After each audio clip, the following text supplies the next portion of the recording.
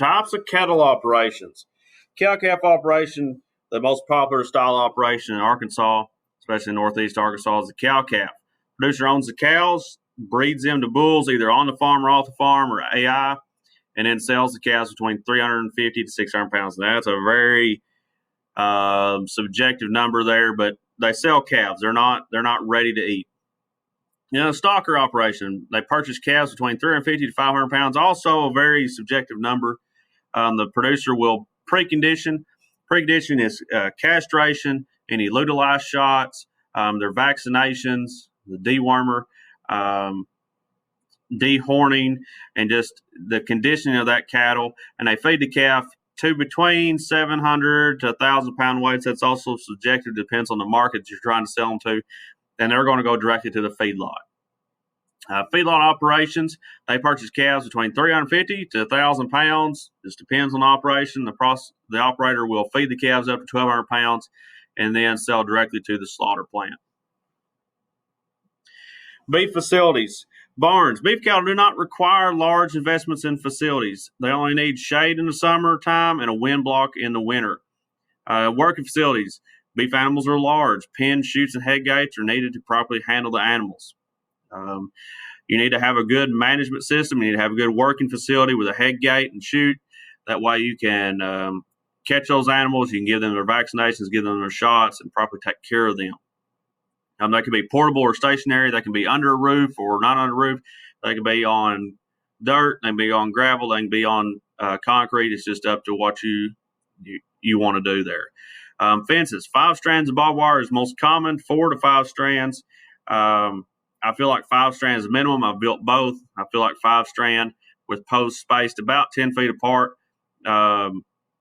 is the best solution there with barbed wire. Field fence is very effective but expensive. Field fence is the woven wire fencing. They're not going to go through that. They may go under it. They may push on it. But the problem with it is it's pretty expensive. 5 strands of electric high tensile is the most effective. High tensile fencing is more affordable than any other style of fencing. You can do barbed wire a little cheaper. with high tensile. You can space your posts farther apart. They're not going to work on that fence. They're not going to be pushing on that fence because it's going to be electrified. And then water, very important. It can be supplied by stream or ponds. We recommend not using ponds because of foot rot and then muddying up the water. The best system is automatic ball waters that do not freeze in the wintertime.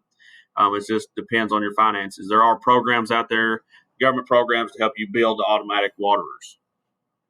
Here's a video from Stony Ridge Farm, very popular YouTuber, showing you how to build high tensile fence and other fencing methods.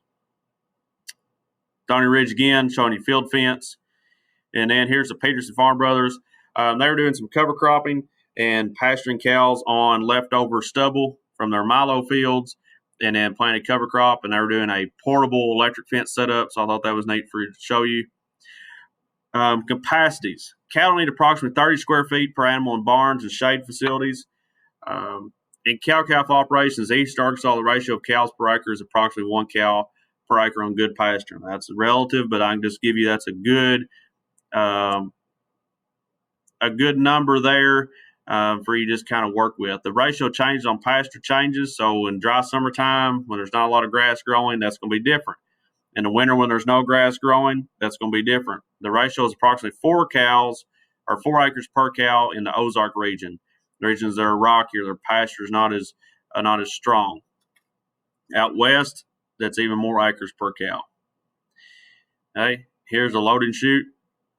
And that's it. That's animal science. There you go.